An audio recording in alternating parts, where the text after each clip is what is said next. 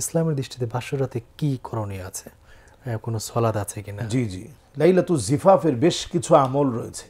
এর মধ্যে অত্যন্ত গুরুত্বপূর্ণ আমল সলাদ দিয়ে শুরু করা। এটা আমাদের দেশে এটার চর্চা নেই। আমাদের দেশে তো মানে ওই দিন না, এর পরেও আর নামাজের খবর থাকে না, সারাদিনই নামাজ পড়ে না অনেকে। হ্যাঁ, এরকম ভারী বিয়ের মেকআপ আনন্দ থাকবে। ফুর্তিতে আছে। এবং মেকআপ তো এখন মেকআপগুলো যেগুলো থাকে সেগুলো ওয়াটারপ্রুফ, এগুলোতে পানি ঢুকে না, উজু হয় না। উজু হয় না। তো উনি আর নামাজ পড়বে কীভাবে? অথচ এই রাতটা অত্যন্ত গুরুত্বপূর্ণ। আল্লাহ তাআলা এই সময়টাকে এত সওয়াবের একটা সময় হিসেবে আল্লাহ তাআলা গণ্য করেছেন। লাইলাতুল জিফাফটা বা আপনার বাসর রাতটা, আপনি একটা নতুন মানুষকে আপনি পেয়েছেন, সেই মানুষটাকে আপনি বুঝে নেবেন, আপনি আপনার মহব্বতের বানাবেন। নবী সাল্লাল্লাহু আলাইহি ওয়াসাল্লাম এই সময়টাতে যে আমলগুলো শিখিয়েছেন এবং আম্মাজানদেরকে নবীজি সাল্লাল্লাহু আলাইহি ওয়াসাল্লাম এই সময়টাতে যে বিষয়গুলো শিক্ষা দিতেন, এর সামান্য চর্চা কিন্তু এখন আমাদের মধ্যে নেই।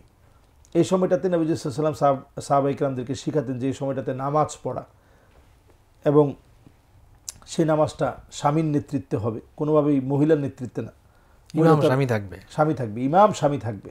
তাহলে স্বামীর নেতৃত্বে, স্বামীর ইমামতিতে সালাতটা আদায় হবে। সালাতটা আদায় করে আল্লাহর কাছে সে সময় দোয়া করা, এবং সেই দোয়াও নবী সাল্লাল্লাহু আলাইহি ওয়াসাল্লাম শিখিয়েছেন, বারাকাল্লাহু লাকুমা ওয়া বারাকা আলাইকুমা ওয়া জামাআ বাইনাকুমা ফি খাইর।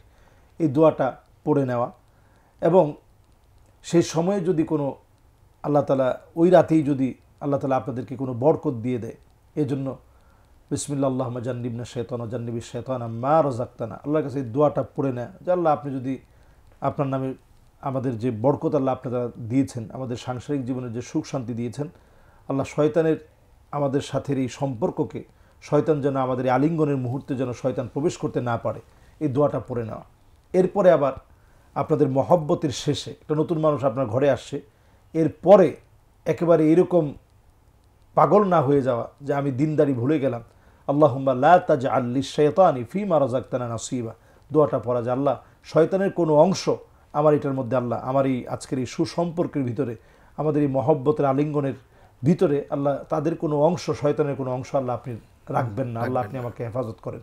এই দোয়াটা পড়ে নেওয়া। তো এই জাতীয় সম্পর্ক যদি আপনার হয়, তাহলে প্রথম রাত থেকেই আল্লাহ তাআলা এই ফ্যামিলির মধ্যে একটা বরকত দিয়ে দিবেন ইনশাআল্লাহ। এবং এটাই ইমরাতুন সালেহা হিসাবে, এই মহিলাই নেককার স্ত্রী হিসাবে গড়ে উঠবে। এই জন্য আমরা দোয়া নিজে শিখব, এবং যারা আমাদের দর্শক রয়েছে আপনারা প্রত্যেকে শিখবেন।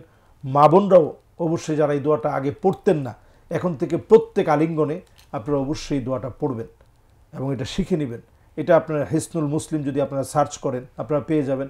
আমাদের প্যান ভিশনেও ইনশাল্লাহ এই দোয়াগুলো দেওয়া হয়, এখান থেকে আপনারা মুখস্থ করে নেবেন। আজকের এই প্রোগ্রাম থেকে স্ক্রিনশট দিয়ে, অথবা আপনার নিজস্ব ফেসবুকে, আপনার পেজে, আপনার প্রোফাইলে এটা আপনারা শেয়ার করে রেখে দিয়ে সেখান থেকে আপনারা মুখস্থ করে নেবেন ইনশাআল্লাহ।